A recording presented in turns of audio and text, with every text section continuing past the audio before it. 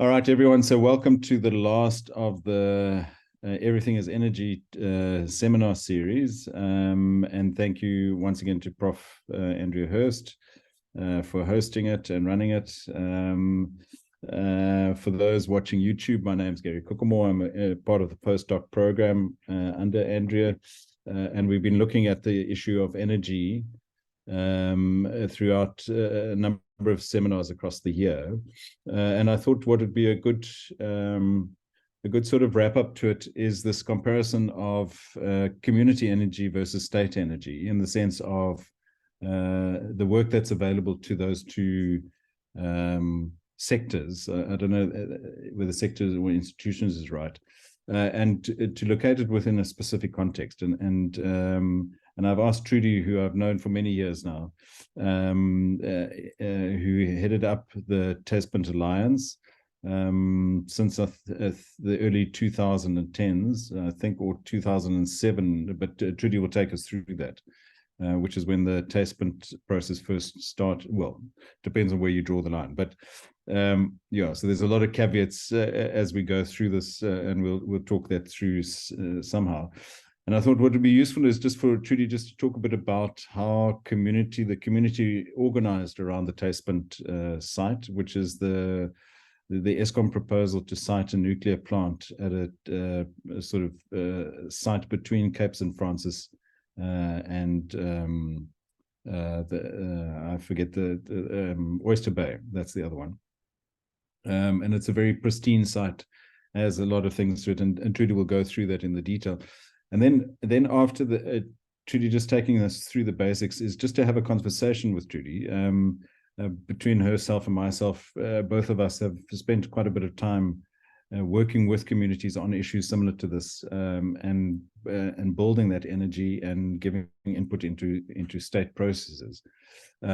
Just in terms of what her experiences are, how it worked, and how that energy came together, as a sort of conclusion to the series. So, Trudi, thank you very much. Trudi is a journalist, or an ex-journalist. I don't know if you ever stopped being a journalist.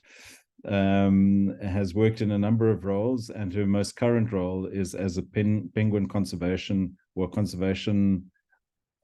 officer, I think, Trudi, in terms of the penguin site down in the Cape, and she'll just take us through that in a brief introduction. So Trudi, thank you very much. Thank you for your time.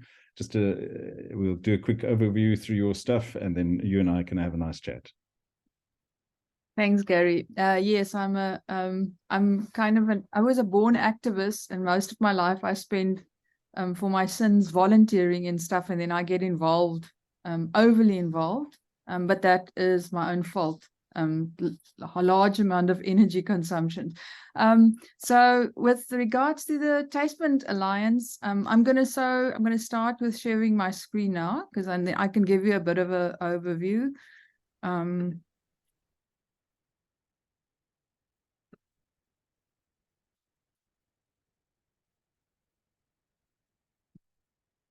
Okay, so the Thyspunt Alliance was established.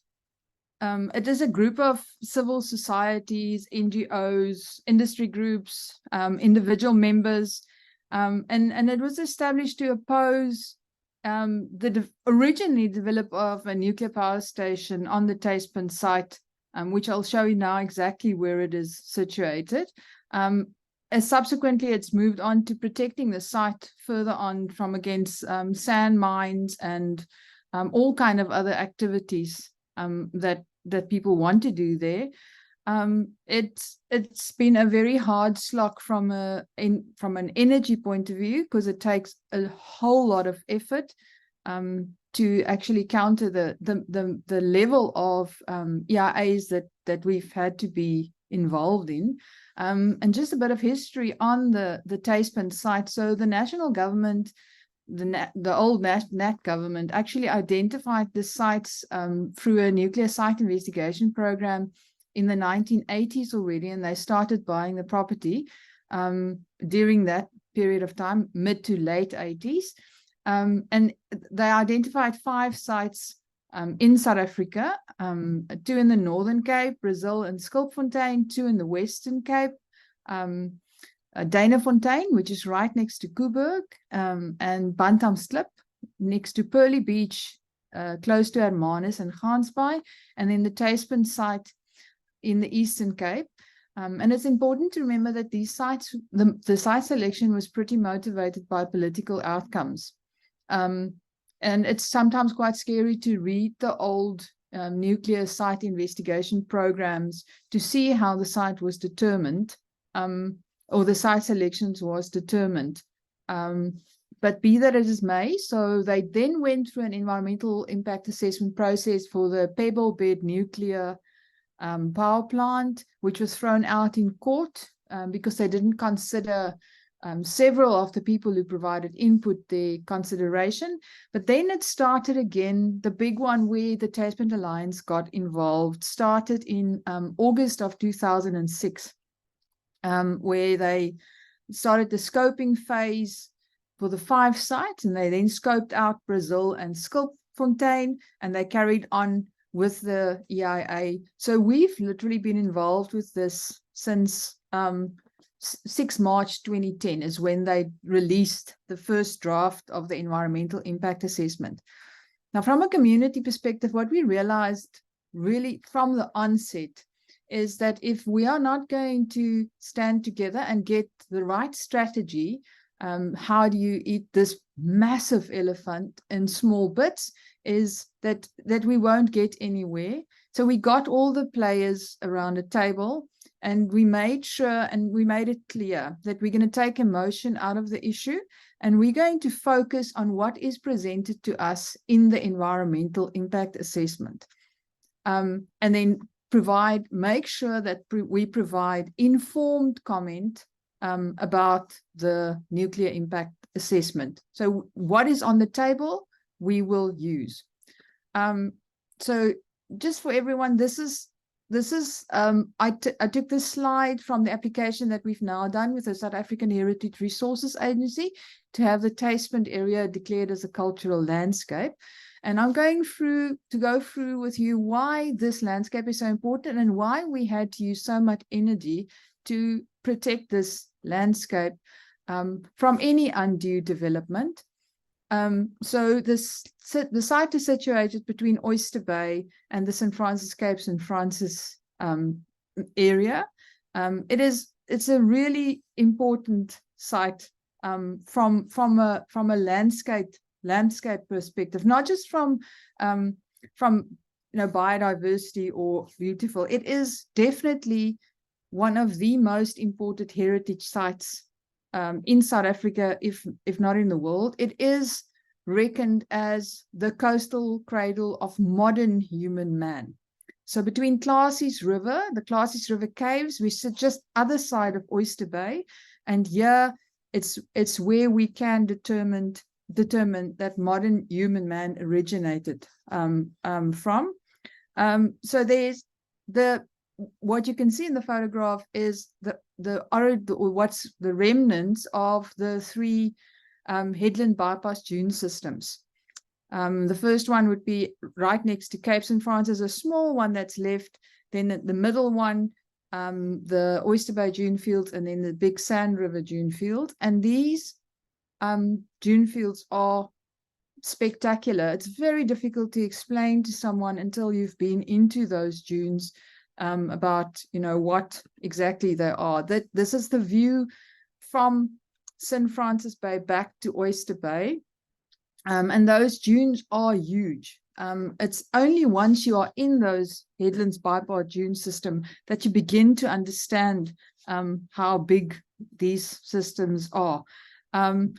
So it is, and even the environmental impact assessment acknowledged that it's a one-of-a-kind system and might be the only one of its kind left in the world. It's about 15 kilometers in length, and unfortunately, undue development did cause the end of where it ended on the other side in St. Francis to be developed on, and that is half of the issue why St. Francis has got so much problems with disappearing beaches.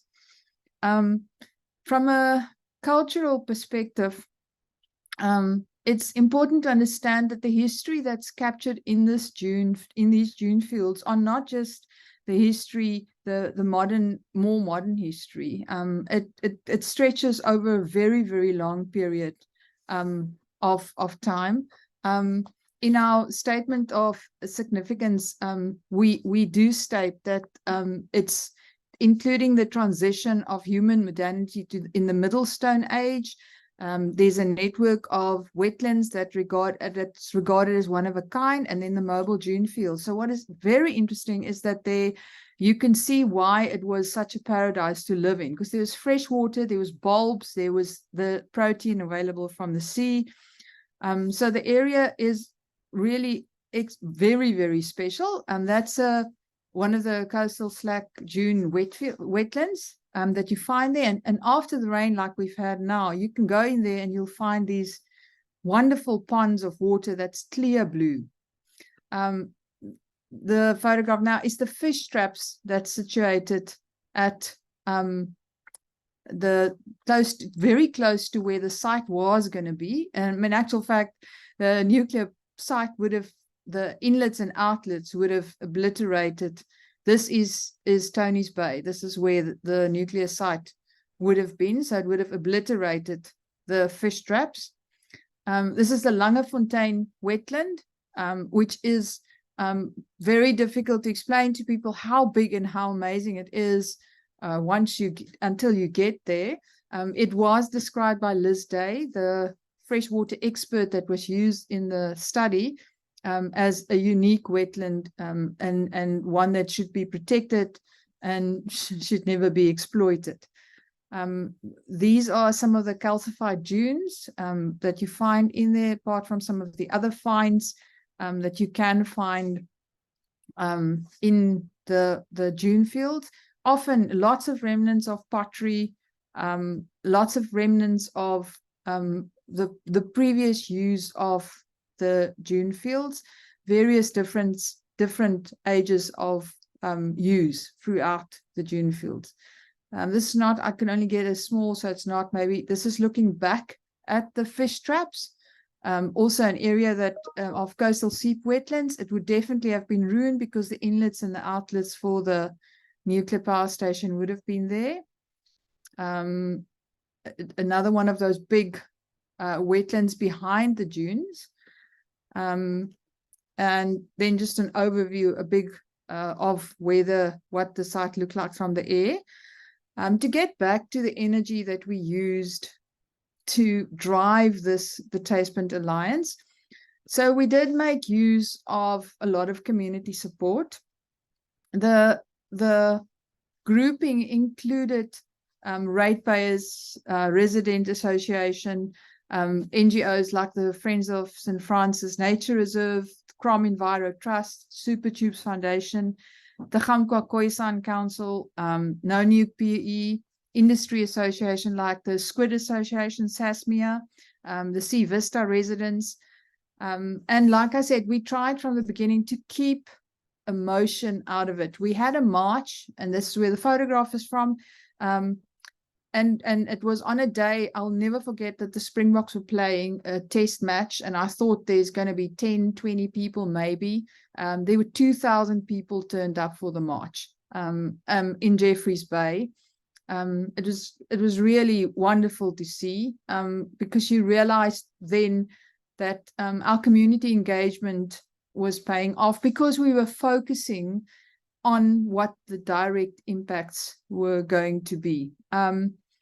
So getting back to how we strategized, we kind of knew that we're a very small community, and to stand up against a massive environmental impact assessment like this, to just put it in perspective, it is one of the biggest, if not the biggest, environmental impact assessment that's ever been done in South Africa. There were 32 specialist studies, and the final document was 13 lever arch, the big lever arch filled with paperwork.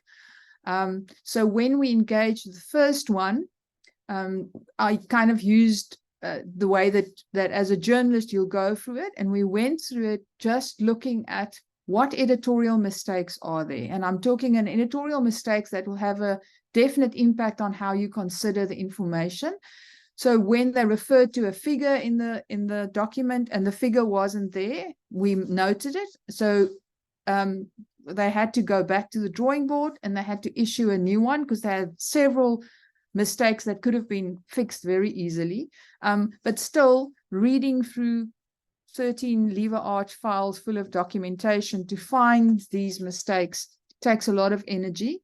We kind of split the work, but I'm still a little bit, not as much as then, an insomniac. So I spend my nights reading and marking up where these mistakes were.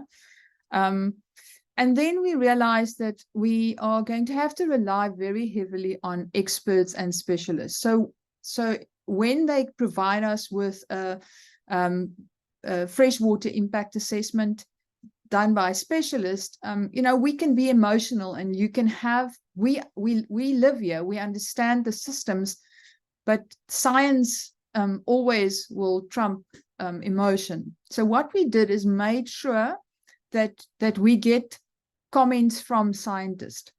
And that was part of what we in the beginning realized, okay, if we have to have funding available, apart from that we have good legal representation, we need to maybe have funding available to pay for our own experts.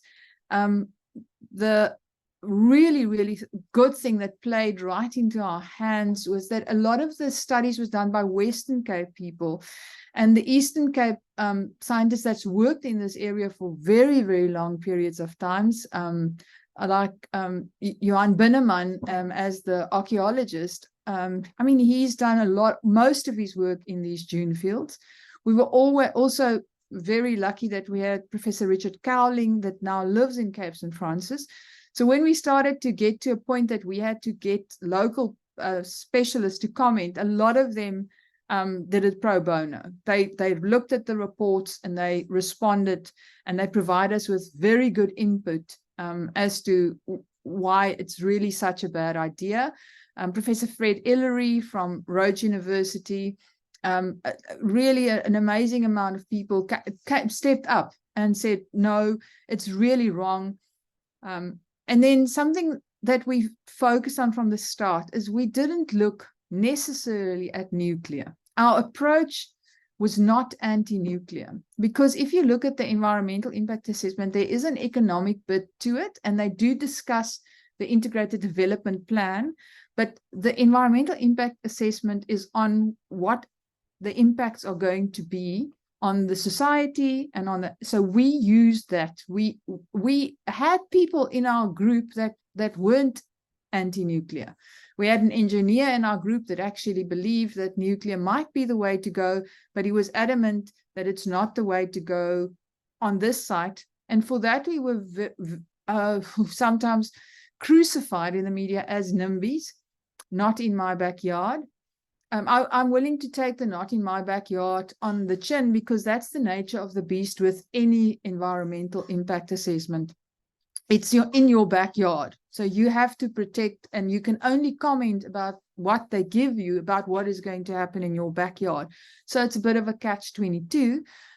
We did take a bigger overview as well. It wasn't just not in my backyard. We did explain why it would cost the country far more to place industrial development that would have been the biggest industrial development in the Southern Hemisphere in a complete greenfield site.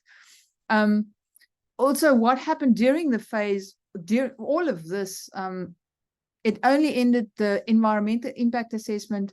The environmental authorization was published in October 2017. So we started in 2010, we ended in 2017. During that phase, we also had to contend with the power lines, which is 400 kVA power lines, several sand mine applications, several quarry applications that were all done if the nuclear power station was going to go ahead.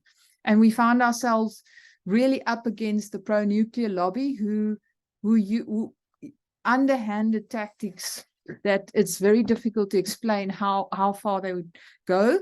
But we decided to focus. So we often didn't respond to media, to articles in the media that said, oh no, we just focused on that environmental impact assessment and what they gave us in those environmental impact assessment. And we focused very hard on it, to such an extent that we actually forced them to redo the environmental impact assessment 3 times. They call it first draft, and then the second draft of the first draft. They all had different names, but in actual fact, it was 3 different drafts that they had to produce. And to conclude, I mean, a lot of people, a lot of work, and keeping track of that we answer everything that gets raised, that there's anything that we've raised and it's not mentioned in the comments and response report. We made sure, took a lot of energy. One energy that we did not expend is on pointless meetings. It's one thing about the Thyspunt Alliance that we really got right. We didn't have meeting after meeting.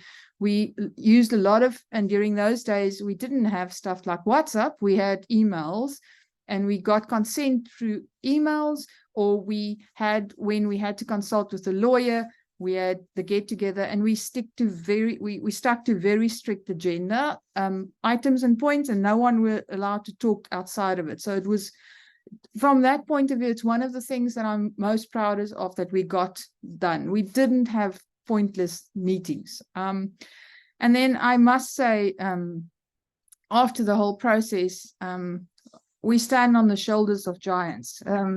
Very sad for me that we've lost both Ronnie Boysen and Andhetti Boysen during the process.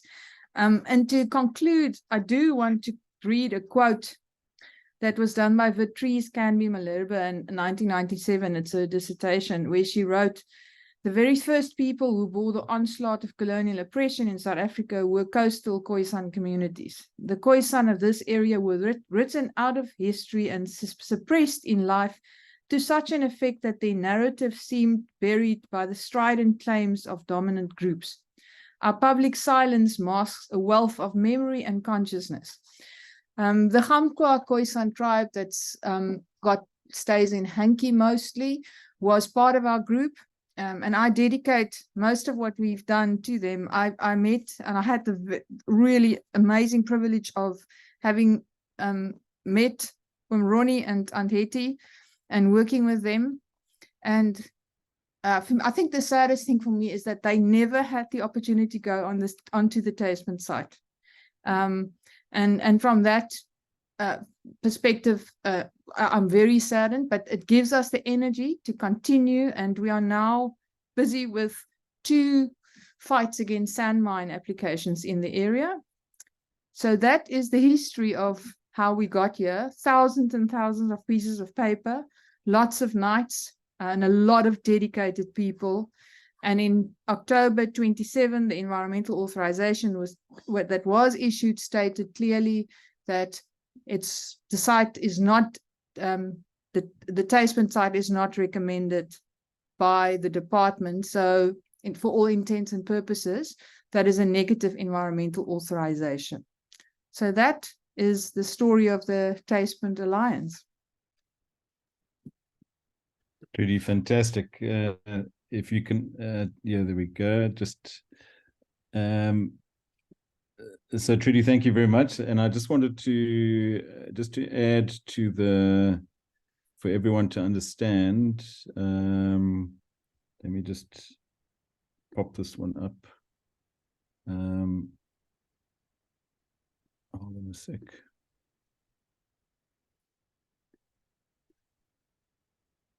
Sorry, I just want to share screen here. So just to give you a view, there we go. If you look at the nuclear process, in terms of installing a nuclear plant in South Africa, there's 6 sort of streams of authorizations that need to go through. And Trudy has really just focused on the one. There's also been a number of what they call NISL hearings, which is the nuclear installations site license, which is run by a different group, run by the National Nuclear Regulator rather than Eskom, that was running the EIA. And this community has had to input into all of those processes continuously throughout the time. So the amount of time and energy that's gone into it has been absolutely incredible, truly. You know, so, and I'm interested, you know, Minister Mantashe at the moment is working very effectively the PR angle in terms of the greenies that oppose development. And your Thyspunt Alliance didn't take that route. It didn't say we're anti-nuclear. It said we're focusing very, very strongly on just what has been presented to us by the EIA. How did that, sorry, let me just give you some, I just wanted to show you, for everyone else just on the group, this is the Flammeville nuclear plant in France. It is the sort of leading tech, and that's probably what we would have expected at Thyspunt. So you would have swapped that for that, is in effect, just to give you an understanding of what the scale of the industrial complex is that Trudi was talking about. So Trudi, I mean, just to come back to that, the point that you made earlier about we chose not to focus on an anti-nuclear thing, which has been very much the focus of activists in Cape Town, has been anti-nuclear. Here, you didn't do the anti-nuclear. You said you just focused on that. Just talk us through how you got to that point. Why? I mean, that's a fairly innovative way of approaching it. I think a lot of communities, the big thing in communities is that they don't understand how to engage with environmental impact assessments. And they go to the public meetings and it's very emotional. So when we sat down for our very first meeting, and we were very, we selected Cormac Cullinan from Cullinan and Associates to be our lawyer. And when he came down the first time, he said to us, you need to focus, you need to decide what you want to do. Are you going to fight the bigger energy fight, or are you going to look at what is the actual impact on a site? Your chances on the actual impact on a site is what you are most concerned about. So from that perspective, we decided to focus on what they are giving to us in the environmental impact assessment. It doesn't mean that we didn't comment on the integrated resources plan. It was so outdated by the time that was published that we did provide input and comment, because the EIA gives you the opportunity to provide input and comment. So we focused also there, we focused on what the impact and the cost to the country would be if we decided to go for the nuclear option in the integrated resources plan. And you showed Flamanville, but it's maybe if people know Koeberg, the development at Thyspunt was twice the size of Koeberg that was going to be put in. And I didn't go through the marine impacts, the amount of sand that we're going to pump into the ocean.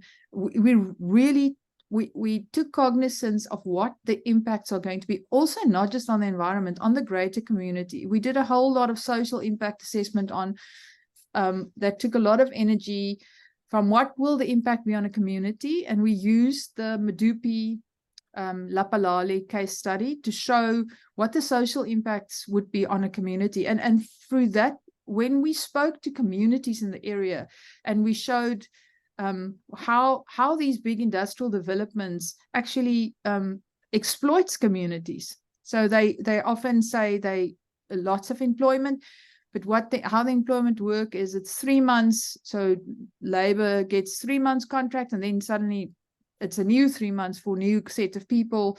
And it creates a lot of animosity in a community. And we kind of showed the community, this is what the impact's going to be. We looked at traffic impact assessment. So anyone that knows the road between St. Francis and Humansdorp, we would have faced 600 trucks daily for 4 years. So what we did is we did a time analysis. So if it takes you 20 minutes now in peak traffic, that's in the morning when all the contractors are coming to site. So it's going to take you an hour and a half. So we did practical facts of how it's going to be. I remember our biggest problem was how to put into perspective the amount of sand, 6.3 million cubes of sand that they have to pump into the ocean in order to get down to bedrock. And how do you how do you show that to someone? So what we did is we look at the amount of tip lorries, the Afrikaans, that you have to fill. And it's from here to Cairo. So we put that in a visual. So if tip lorries stand end to end from here to Cairo, that's 6.3 million cubes of sand. Because I think the EIA, it was so big. I mean, the numbers were it's huge. And I don't think people understood. So what we tried to explain and focus on was what the real impacts are going to be. It's a difficult thing, Gary, because we got really the anti-nuclear groups gave us a very hard time. I don't think it was valid, but we stuck to our guns. We didn't pick the anti-nuclear stance for response to the EIA. But Trudi, what fascinates me is, so just for context, I was part of that from sort of 2006 onwards, I think, if I remember. Is the openness of the Thyspunt Alliance to various groups, and if you look at South Africa at the moment, and if you look at globally, one of the big issues that we face in terms of collaboration is that we polarize rather than collaborate. So what was fascinating for me is that you were able to accommodate. I mean, you had business people sitting alongside fishing industries, the Khoisan community. The Khoisan community is very often exploited by developers, and if you look at that area at the moment, currently there's a number of stuff happening. So you seem to manage that. I don't know if you can call it the tension of that group very well. How did that happen? I mean, I do think that from the beginning we had very clear objectives, and anyone that wanted to be part had to, and we stuck to those guns from the start. We're going to provide scientific comment and inputs, and we will coordinate that. So even I think the biggest that what did happen is when the parliamentary committee came out to have a discussion, you can see how they try to divide and rule. So they said, how can the fishermen be against this because they get treated so bad on the boats? And now because we had both Sasmia, the industry representative for Chaka, and the fishermen in the Thyspunt Alliance. And the fishermen actually got up and said, they commented and they say, don't confuse the issues. It's not to say, don't try and address an issue that's not an issue here and divide us. The issue here is you're going to annihilate the squid grounds. So we can sort out our employment issues with our employers through the unions, but this is not a union issue. I think we were lucky, Gary, in that at that stage, the community everyone knew each other. It was before the kind of influx that's happened after COVID happened. A lot of people, and then a lot of people from KwaZulu-Natal moving, and it was a lot of communication going on. We were very open. I mean, it maybe helped that I'm extremely straightforward. So we didn't take any. If someone started going off on a tangent, they were just reined in and said, this is the 5 things we're focusing on. Is it within those 5 things? No, it's not. So it was a very strong focus. The focus, we had the 5 issues, of which the cultural heritage was number 1. It's always difficult with the Khoisan communities, and we find it now with the sand mine, that the developers will always find a group that would say that they would do the offering. But the fact is, we cannot focus on that. We cannot focus on what the developer is doing. We can only focus on the facts. And the groups that want to join what the facts is, they can join. The rest, we've realized we cannot oppose. And that's why maybe we stayed out of a lot of the interaction on the media. A lot of people ask, why don't you say stuff more in the media? We just realized our fight is going to be either in the court or with the EIA. So I think if you take your energies and focus on the kind of positive part where you can influence something, or you listen to the constant negative Nellies, you know, it wasn't an easy thing, but I think we did it. Yeah, I mean, I think it's an incredible achievement, you know, that you've sustained, as you said, sort of 3 phases of an EIA that is, I mean, it's literally thousands of pages of specialist reports written in specialist language. And you've translated that into ordinary language for the ordinary citizen to be able to understand, and you've sustained that effort from 2010. I mean, still ongoing. The minister was in town recently, I think as recent as 2 weeks ago, and is trying to revive and revitalize the idea. You know, so give us some insight into how do you, I mean, you claim to be an insomniac, but I mean, you can, you know, after 3 weeks of no sleep, a person dies, you know. So how did you manage that for 14 years? Well, I don't know now, Gary. If I look back at it, I think, what did I do?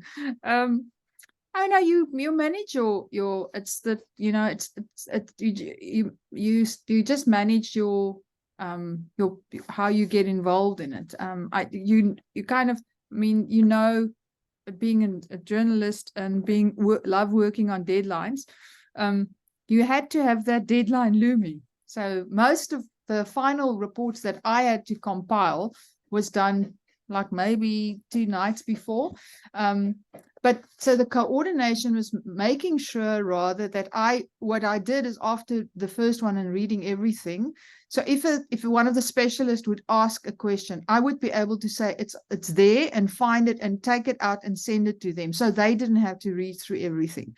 So that's quite important, because if you send the botanist the whole public, I mean, it's going to be difficult to find. And they knew that they could phone. We were a few that had knowledge. So like you did a lot of work on the nuclear part. So I knew when someone asked a question like that, I can refer to yourself. When someone even when some of the specialists wanted to know where does this link into some of the other specialist studies, I could go back and I could reference that. That may be it's one of the really good things of my investigative journalist training, although I don't do it anymore because I get too involved in stories. It's one of the reasons why I did step back, but is I could follow where things are going. So maintaining it was difficult. I mean, it was maybe the right stage of my life where I had could get to do that focus. I mean, I still worked at that stage, so that's why you have to do these things at night. There's no other time to do it. I mean, and you can do with 2 hours of sleep, you know, then you should be okay. And after 3 weeks, you won't die. You'll just fall down and sleep more. Yeah, Trudi, yeah. So, I mean, I think, just for the audience, that I think you understating the amount of commitment somewhat in the process. But, I mean, the deadline looming was most certainly, I see that hand in terms of the amount of hours that you put in just before the deadline takes place. Chat to us a bit about the state side of things. I mean, the size of the state effort in trying to get the Thyspunt thing through. I mean, it's not just Eskom. You were talking about the parliamentary subcommittee that came through.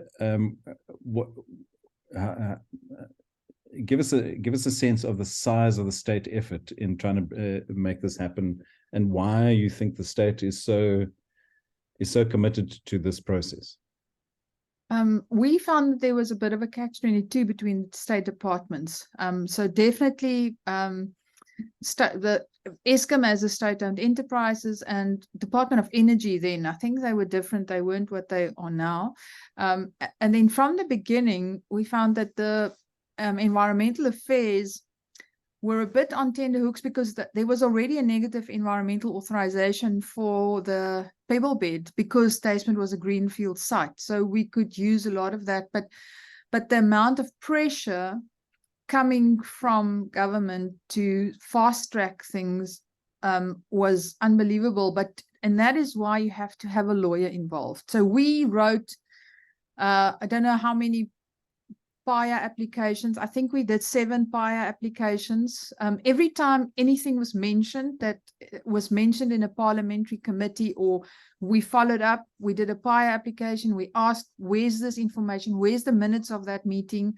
And then we wrote to, once we got it, we continuously wrote to the chairman of the board for Eskom, the minister, various ministers, without putting the program, because you don't want to write to the Minister of Environmental Affairs, because she's going to be the review authority. So we knew that. And like I say, we had great guidance from Cormac Cullinan and Cullinan Associates, but we did. So they knew that we were on a legal way, kept them in check. It was the same with the National Nuclear Regulator process. We kept on focusing on due process.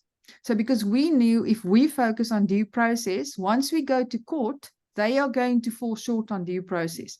So when a minister came to visit and he made a pronouncement of the Thyspunt's going to start, we said to the minister, that can you just explain this to us? Where did this happen? Where in the process? We thought we are here in the process. So kind of keeping people on terms. And then it helps if we did have to go to court, that we can prove that we consistently engage throughout the process. So that took a lot of work, but that works. You've got to keep people honest. As much as they try, eventually the due process thing is the thing that's going to get them. The public participation and due process. And making pronouncements in the media, I learned very quickly. The closer you get to an election, the more pronouncements you're going to get. And you need to then decide which ones are you following up on and which ones do you not follow. During that Thyspunt EIA process, up until we got the environmental authorization that was a negative for Thyspunt, we did. Every time that there's a pronouncement, we followed up. We wrote to the department that made it, like I said, and we made sure we got responses. Awesome. Trudi, thanks very much for that input. And maybe just to open it to the floor for any further sort of discussion and insights. Is there anyone who'd like to ask Trudi a question or just give some input into the discussion?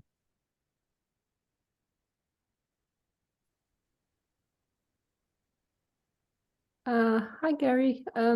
Am I here? I can't find my hand function, so I just have to kind of jump in. So the thing that kind of makes me feel anxious, I guess, is that it seems to be ongoing, that seems like there isn't an end to it.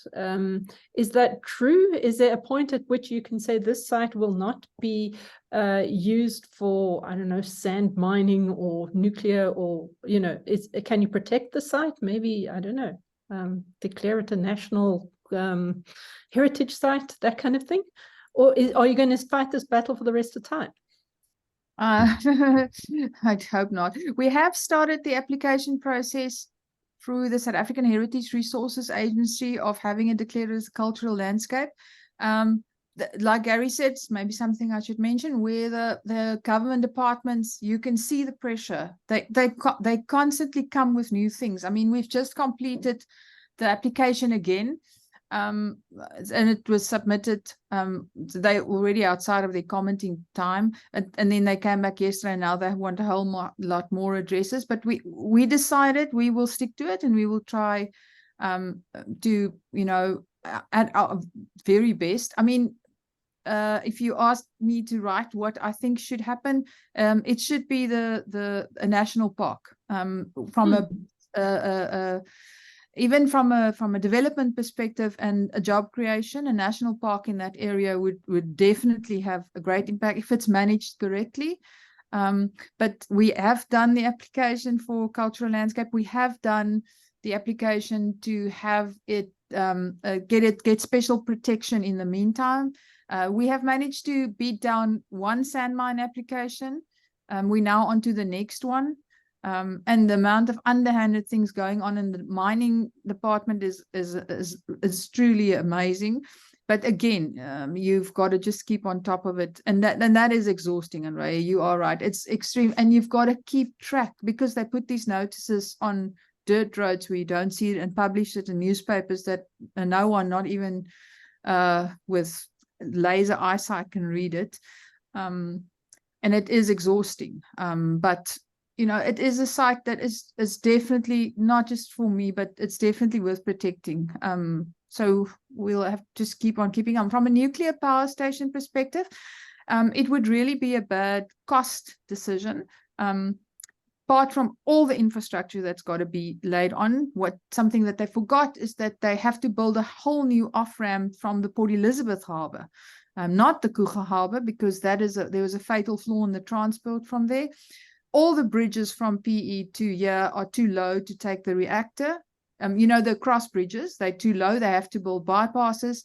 They have to build 4 new roads just in our area. So the cost of an already expensive infrastructure project is just becoming exorbitant. So at the moment, they have restarted the EIA for Danafontein, the review.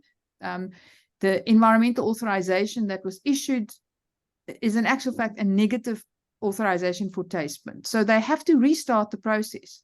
It will take another, well, up to us, another 10 years.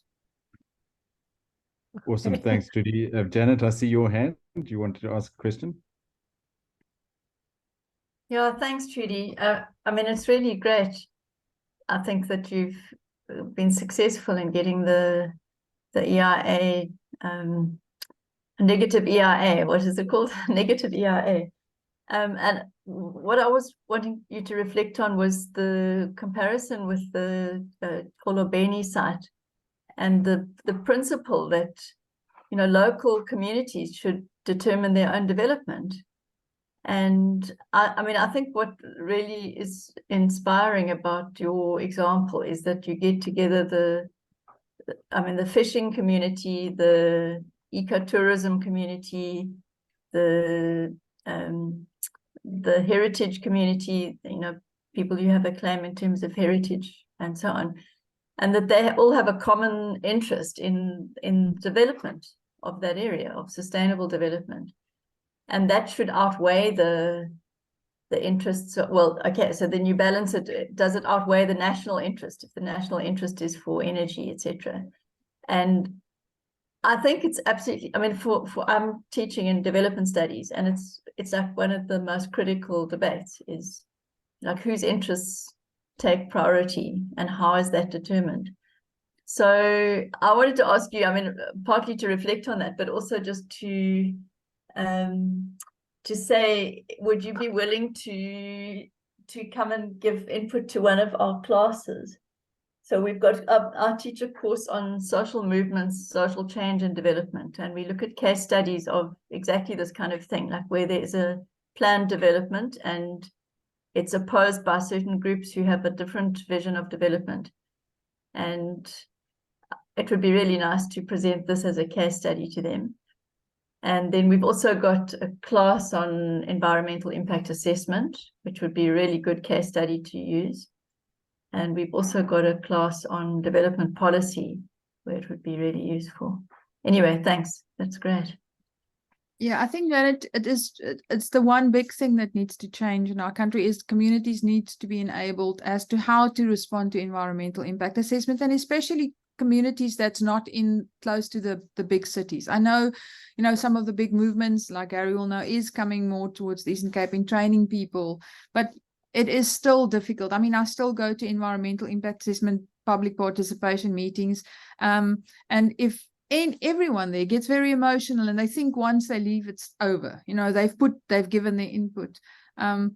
We were very lucky with the Thyspunt Alliance in a way, that when we got everyone together, that we could focus on just the developmental input. And it's always difficult about where, you know, if it's benefit to the country, but I think the definition of sustainable development in smaller communities really needs to be reconsidered. It's the what is sustainable, and I think that before any development happens, the social impact plan needs to be done, so that it's not an afterthought like normally happens. I mean, if you compare with what happened in Lapalale with Medupi, it is frightening and very, very sad that communities gets annihilated like that. The everything, the basis of their being gets torn out. I mean, and that is literally what happened with the Khoisan years ago, years and years. And that's why I had that quote. For me, my attachment to this area is because I've walked there, and you hear the whisperings in the wind. You know that that's a special place. But how do you put that? How do you put that into, you know, we need energy for the country. I do think the narrative needs to change, but I mean, you're up against really, really big money, but you have to keep on keeping on, which is something that's sometimes very difficult. Trudi, maybe just reflect on that. Have to keep on keeping on. What you know, what's the driver for you? Is there a sort of a focal point around which you have drawn energy from, in terms of sustaining yourself through this campaign? I mean, it's 14 years. You know, if you see Mantasha on the stage, you must want to cry. You know, what's your energy well, if I can use that term? Strangely enough, Gary, Mantashe doesn't want to make me cry because, you know, he's just grandstanding, and I've kind of got a bit of a rhino skin against that. It did in the beginning, but what hurts me really, really far more is to see what community still has to go through on a daily basis, and how these grandstanding decisions lies to people and give them hope when there's no hope. And I hate that. I don't know. You know, it's as you get older, it's getting more and more difficult. And like I said, I've been an activist all my life. Started more or less in political activism in a very small way, and then environmental activism. You know, involvement with the penguins that is now standing on the brink of extinction, which we've been saying for years. It is difficult. I mean, to get the energy to carry on. And every time I say, okay, now I'm going to focus, I'm going to try and see the nice things in life. I'm not going to see the big, and then a big thing happens. And I realize that it's such a cliche. If someone don't stand up, then nothing is going to happen, you know. But I think it's also in me. If I don't do it, it's my personality. So what do I do? I have kind of noticed that your anxiety level is suddenly much higher because, you know, climate change, we've seen it coming, and I do work in a field with the penguins that we see the direct impact.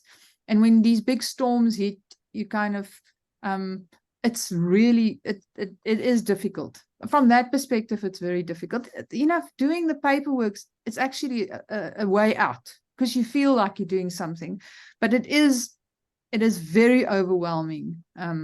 At the moment, I mean, I think a lot of my friends, the journalists in climate change, we speak about it. It is, I feel the burnout. We're very close to that. When do we just say, oh my word, just give up? But I do think I don't do it for me. I think we all aspire to this country that was a better country. I think I suffer from a bit of guilt, which is a very bad thing. Guilt is a terrible thing. Guilt, we shouldn't have guilt, but I do. I feel guilty for the fact that things haven't changed, and guilty for what happened to previous the First Nation, you know. And if my guilt, I can address my guilt by doing these things, you know. That's from a personal perspective, but I'm a bit of a warrior, you know. I'm a bit. And you know me from the public meetings. You sometimes just have to tell me to keep quiet because I really get so agitated. And I know I'm getting more agitated now. I just want to tell the people exactly what they're talking, but I have to tone that down a bit. So, yeah. Yeah, so Trudi, I mean, I think, you know, I mean, there is a huge amount of personal discipline and community discipline that's gone into this sustained effort, you know, and I think that's you know, for one of the things that I've been thinking a lot is about collaboration. Is that climate change, for instance, needs a society-wide response. But if I look at how society has been responding to things like car powership and nuclear, where the immediate benefit dominates everything, and you use the Kusile example, the Lepelala. If you look at that community now, how it's just kind of blown out, you know, it no longer exists in its pre-Kusile form. You know, I mean, the people still live there, people still somehow manage, but you know, we've lost, we kind of decimate those communities through these processes. And so the question for me is how do, you know, and that's why the Thyspunt Alliance for me has been really an interesting, well, not an interesting, but a motivating example of how you've brought disparate interests together and focused them around a very narrow focus and sustained that for a 14-year period, you know. And very often, you know, environmental causes are fought by personalities or individuals. And Thyspunt Alliance, although centered around yourself, I mean, I think that you were key to that process. There's a collaborative spirit there that's been able to sort of sustain it through the process. Yeah, so I mean, and I think Janet would be well advised to use you in those classes to talk through those processes, because this is a case study. It is, and as you say, I think it is South Africa's biggest EIA process that has got to a point that hopefully, and to Andrea's point, is that what you're now doing is that you haven't just opposed it, but you are now proposing something new to take its place, that will cement the natural heritage, and by natural I mean, I don't mean just nature, but also human heritage of that place, you know. So so that's about it. Any other questions before we wrap? And Andrea, I don't know if you want to, we're close to finish, if you just want to close off. But Trudi, just from our side, thank you very much. And thank you for the privilege of being part of the Thyspunt Alliance. It has been a learning and motivational experience for me. Yeah, Trudi, thank you so much. I mean, it's kind of just triggered off a whole lot of desire for more. So thank you. It was a very appropriate final presentation in our seminar. So yeah, what's left for me is really just a whole lot of thanks. I really want to also thank Gary and Alex, who were my co-hosts in this. They are both postdoctoral fellows at NMMU, Nelson Mandela University, I should say, with various alliances, and I suppose we should say funded by NRF and NIHSS and all of that. So thank you both for teaching me a whole lot. This is not my field, really, so that's why I had the co-hosts who then brought in all of these interesting speakers, and I feel like I've had a year-long education. Not enough. I'm hoping that we will kind of build on this in another seminar next year. And I should actually probably just say to who's ever here that if you've missed any of the other presentations in the series, they all are on YouTube. This one will be on YouTube too. So you can go and have a look at some of them. And yes, I would just like to say thanks again for an extremely educational talk this time, and an extremely educational series. And yes, have a great break from us for a bit. And hopefully we'll see you all together again in our next seminar. Might be an in-person one, I'm not sure. It might be hybrid, we'll see. But it would be very nice to actually see real faces. Yeah, it would be. Yeah. Thanks, Andrea. Hi, Janet. Thanks very much. Yes, and thank you all, especially all the very regular people who've contributed so much. All the questions, all the discussions. It's been really just a great seminar. I've really enjoyed it. Okay. Trudi, thank you very much. Thanks, everyone. All right. Bye. Bye. Bye-bye. Thanks, everyone. Have a good day.